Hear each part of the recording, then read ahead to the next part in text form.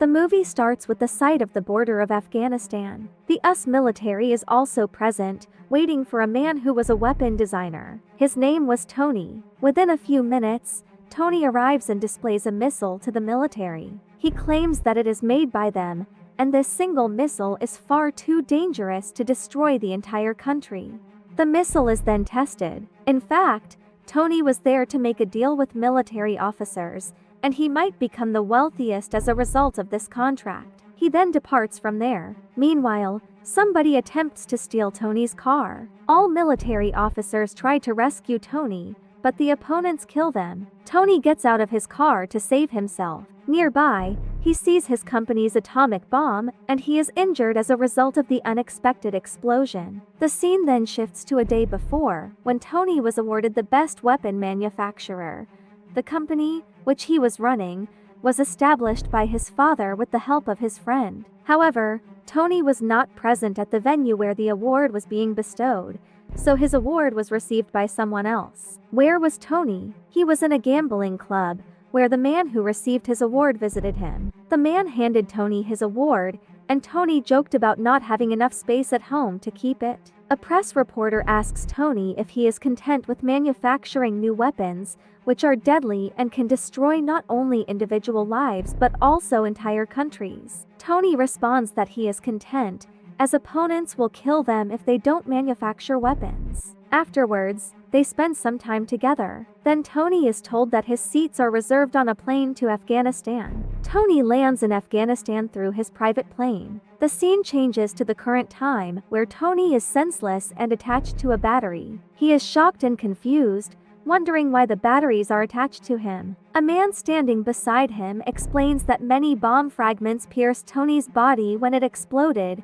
and they had to employ an electromagnet to stop the fragments from reaching his heart. The terrorist group is known to have kidnapped Tony. The leader of the terrorist group arrives and tells Tony that he liked the missile Tony manufactured. The leader wants Tony to manufacture the same missile for them, and in return, he will release Tony after attacking the US military. Tony refuses, saying it's not going to happen. A man standing beside Tony tells him not to act stubbornly, as they have no other option. The man, who is also a weapons manufacturer, has been brought to the same location by the terrorists. Tony and the man begin to plan their escape, deciding to build a bulletproof suit. They need a high-power battery to make the suit work, but they are unaware of the material properties needed to construct it. On the other side, the leader is still thinking that Tony is building the missile for him. He continues to provide materials, unaware of the properties needed to construct a missile. The news of building the suit reaches the leader, and he becomes aggressive,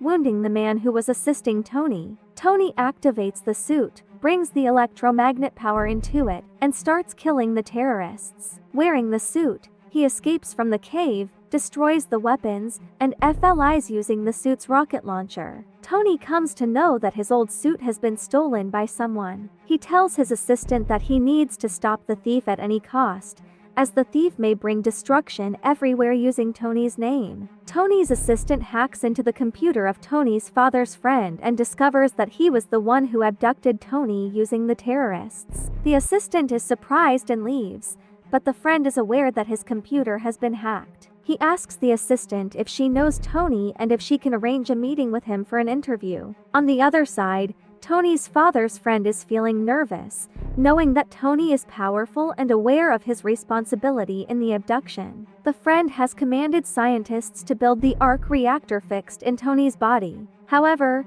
the size of the reactor is the biggest, which was being ordered by him. The friend moves to Tony's house in rage, takes away the reactor from Tony's body, and powers it off. Tony begins to feel feeble without it and remembers that his assistant had given him an old arc reactor. He immediately covers his body with the suit, adjusting the source of power. Tony's father's friend has left, taking the power source of Tony. He builds a great iron giant, which he calls Ironmonger. The friend fixes the arc reactor into it, which had been taken out from Iron Man's body. Being activated, it emerges with multi-powers. Within this time, the real Iron Man has approached. There is a tough fight between them. They come onto the road while fighting. Then Iron Man remembers that the suit is not properly mended yet. It means that it will freeze while flying higher. He instantly begins to fly high, so Ironmonger also chases him. Ironmonger's suit begins to freeze as they fly higher. Being feeble, it starts to fall down. Reaching down, it is again powered up.